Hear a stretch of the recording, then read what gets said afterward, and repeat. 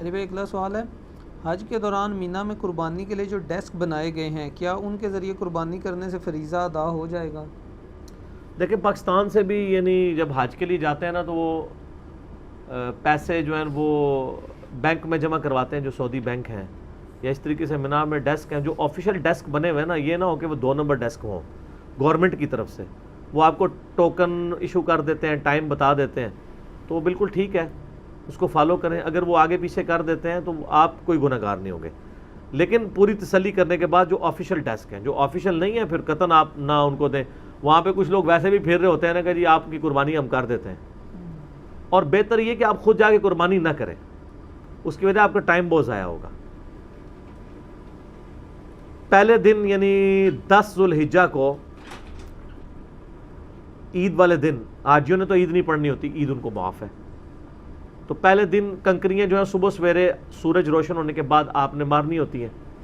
تو جب آپ کنکریاں مارتے ہیں اور اس دن صرف ایک جمرے کو، جو سب سے بڑے والا شیطان جسے کہتے ہیں، اس کو مارنی ہوتی ہے، اور وہ سب سے آخر میں ہوتا ہے۔ پہلے 2 کو انہوں نے ویسے ہی جو ہے نا لاک کیا ہوتا ہے، جو مکے والی سائڈ پہ ہے سب سے آخر، اور مینا سے دوسری والی سائڈ پہ۔ تو کنکریاں مارنے کے بعد سنت تو یہ ہے جو بخاری مسلم میں ہے کہ آپ نے پہلے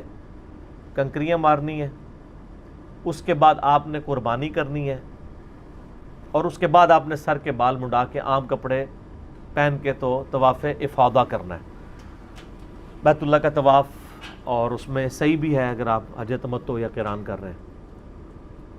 لیکن اب جو قربانی والا مسئلہ ہے، اگر سنت تو یہ کہ نبی علیہ السلام نے خود قربانی کی تھی،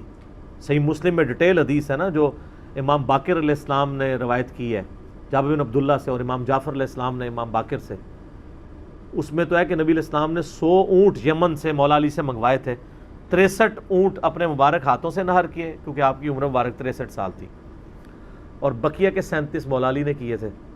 پھر اینڈ پہ صحیح مسلم کے الفاظ ہیں کہ ہر اونٹ میں سے ایک گوشت کا ٹکڑا لے کے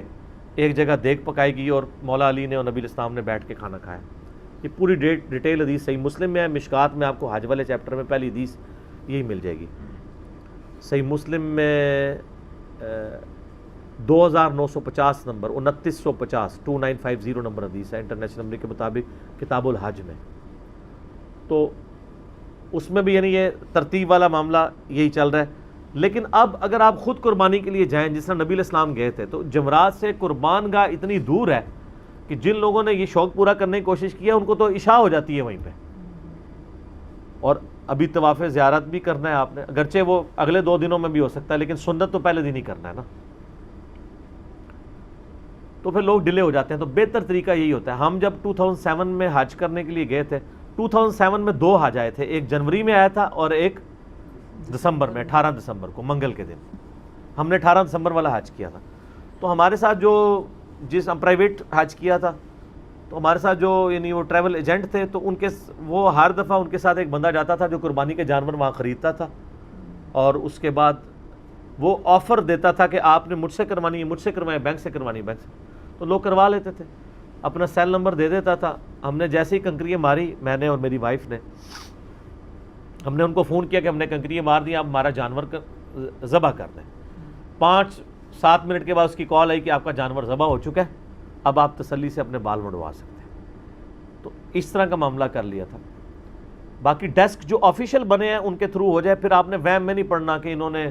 پتہ نہیں وہ کیا یا نہیں کیا، یا ٹائم ایون آگے پیچھے ہو جائے تب بھی اس میں کوئی اتنا ایشو نہیں ہے۔ حنفی تھوڑے سے اس معاملے میں سختی کرتے ہیں،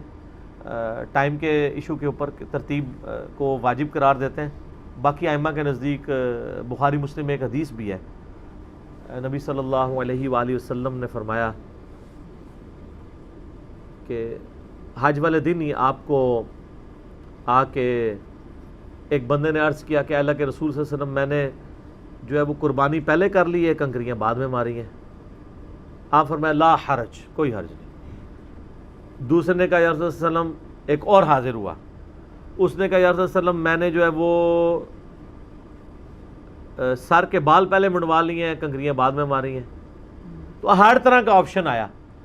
تو صحابی کہتے ہیں کہ اس دن نبی علیہ السلام سے جو بھی کوئی پوچھتا تو آپ لا حرج کہتے تھے، حتیٰ کہ صحیح مسلم میں حدیث ہے، ایک شخص نے کہا یا رسول اللہ، میں نے رات کے وقت جمرات کو کنکریاں ماری ہیں،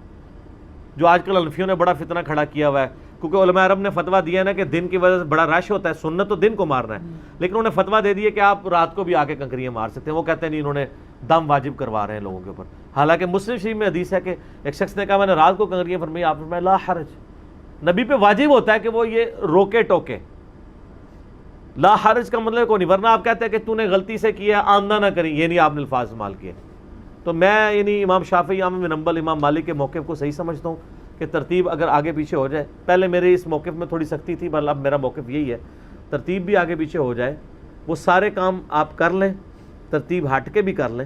تب بھی آپ کے اوپر نہ کوئی دم واجب ہوگا، بلکہ آپ کا حج بھی بالکل صحیح ہوگا. اور ترتیب ویسے یہی ہے کہ پہلے آپ نے جمرات کو کنکریاں مارنی ہے، اس کے بعد قربانی کرنی ہے، اس کے بعد بال منڈوانے ہیں، اس کے بعد عام کپڑے پہن کے طواف کرنا ہے. طواف کے بعد آپ نے صحیح کرنی ہے، کوشش کریں 10 کو ہی کر لیں. 10 کو نہیں کر سکتے تو آپ 11 کو بھی کر سکتے ہیں. 12 کی مغرب سے پہلے پہلے یہ صحیح والا معاملہ آپ کر سکتے ہیں. ٹھیک ہو گیا؟ تو اگر آپ 12 سے بھی رہ گئے پھر تو آپ پہ دم واجب ہو جائے گا. ٹھیک ہو گیا؟ میں جب آواز دیتا ہوں وہ کہتے آ رہا ہوں میں جب آواز دیتا ہوں وہ کہتے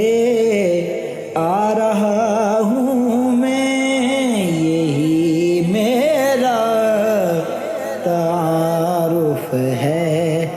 گدائے مصطفیٰ ہوں میں.